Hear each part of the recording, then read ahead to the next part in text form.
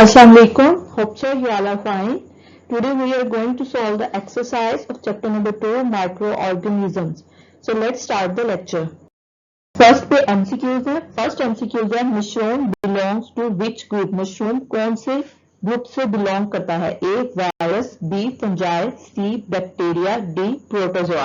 And correct option is B fungi. Second MCQs what causes polio? Polio की क्या वजह है? A protozoa, B virus, C fungi, D bacteria. And correct option is B virus. Third MCQs penicillium is an example of which group? Penicillium कौन से group की example है? A protozoa, B fungi, C bacteria, D virus. And correct option is D fungi. Fourth MCQ is food is contaminated due to the presence of dash in the environment. Food किस environment में किस चीज की presence से contaminated means pollute होता है? A moisture, B microorganism, C air, D heat. And correct option is B microorganism. Fifth MCQ is which one of the following is not a microorganisms? जो नीचे organisms जो है उनमें से कौन सा microorganism नहीं है? A bacteria, B virus, C algae, D ant. And correct option is D ant. Next short answers are. First question is what is a pathogen and how does it enter in the bodies of organisms? Pathogen क्या है और जो organism की body में किस तरह से enter होते हैं? The microorganisms that cause diseases in their host are called pathogens. वो microorganism जो कि अपने host में जहाँ वो रह रहे होते हैं उनमें बीमारियां cause करते हैं pathogens कहलाते हैं.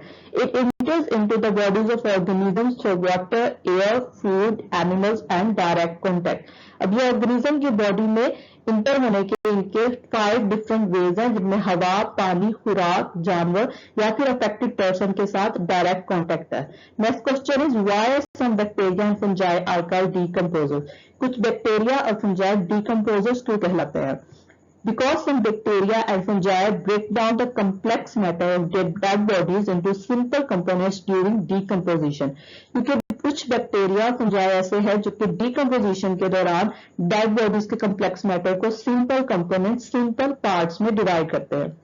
Question number 3 is right 2 benefits and 2 harmful effects of bacteria. Bacteria के 2 बेनिफिट्स और 2 हार्मफुल इफेक्ट राइट करने हैं. फर्स्ट बेनिफिट है. First one is some bacteria help in digestion of food. कुछ बैक्टीरिया खुराक के हाजमे में हेल्प करते हैं. Second is some bacteria are used in making yogurt. कुछ बैक्टीरिया दही बनाने में इस्तेमाल किए जाते हैं. Harmful effects. First one is some bacteria cause diseases like typhoid, diarrhoea etcetera. कुछ बैक्टीरिया बीमारियां फैलाते हैं जैसे कि टाइफाइड और diarrhoea. Second is due to bacteria milk is spoiled and bread gets mould. Bacteria की वजह से दूध स्पॉइल खराब हो जाता है और ब्रेड पे ग्रेश ब्लैक कलर का मोल्ड आता है. Next question number 4 है how does the microorganism yeast work to soften and rise the dough of flour? yeast microorganism जो कि फंजाई ग्रुप से बिलोंग करता है वो डो ऑफ फ्लोर आटे की डो को किस तरह से सॉफ्ट और राइज करता है. The microorganisms present in the yeast reacts with sugar and produce carbon dioxide so the dough of flour is softened and rise. अब yeast में जो माइक्रोऑर्गेनिजम्स पाए जाते हैं वो फ्लोर में आटे में पाए जाने वाली शुगर के साथ रिएक्ट करते हैं और कार्बन डाइऑक्साइड प्रोड्यूस करते हैं जिसकी वजह से आटे की डो जो होती है वो सॉफ्ट और राइज हो जाती है. Next question is how does a mosquito transmit disease? मच्छर जो है वो बीमारी को किस तरह से ट्रांसमिट करता है? When a mosquito bites a healthy person after sucking the blood of a dengue or malaria patient, so the pathogens of disease transmitted into healthy person. जब एक मॉस्किटो डेंगू या मलेरिया पेशेंट के blood को सक करने के बाद healthy person को बाइट करता है तो वो उस डिजीज के पैथोजेंस को हेल्दी पर्सन में ट्रांसमिट कर देता है. नेक्स्ट कंस्ट्रक्टिव रिस्पॉन्स क्वेश्चन दिया हुआ है. The soil of forest of hot climate is always hot and moist. अब गर्म आबोहवा की फॉरेस्ट की जो सॉइल होती है रेत होती है वो हमेशा गर्म और नम होती है. Where is the soil of forest of cold climate is cold and dry. जबकि सर्द आबोहवा के जंगल की रेत हमेशा सर्द और खुश्क होती है।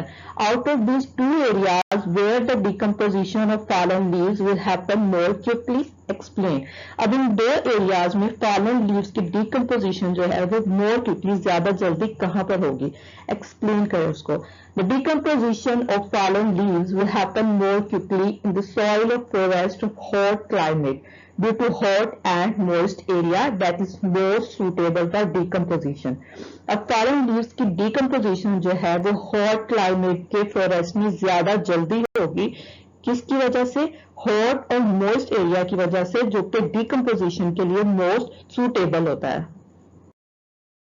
नेक्स्ट इन्वेस्टिगेट क्वेश्चन दिया हमें। First one is all microorganisms are harmful and cause diseases, prove that this idea is incorrect. तमाम माइक्रो ऑर्गेनिजम्स हार्मफुल होते हैं और बीमारियां काज करते हैं। अब आपको प्रूव करना है कि ये स्टेटमेंट इनकरेक्ट है। All microorganisms are not harmful. Some microorganisms are also beneficial।